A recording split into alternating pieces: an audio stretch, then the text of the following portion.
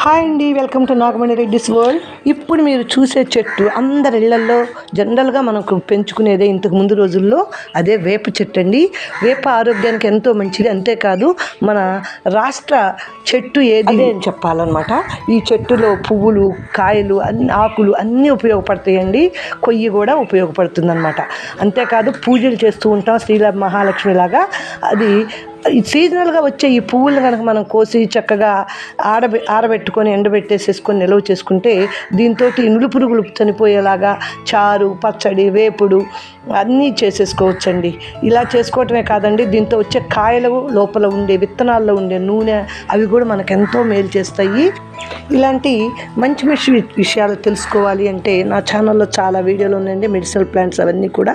ఇవన్నీ తప్పనిసరిగా ఒకసారి చూసి మీరు ఉపయోగించుకుంటారనే ఉద్దేశంతో నేను ఇది చేశాను. ఇలాంటి మంచి వీడియోల కోసం నా ఛానల్ సబ్స్క్రైబ్ చేసుకోండి. Thanks for watching.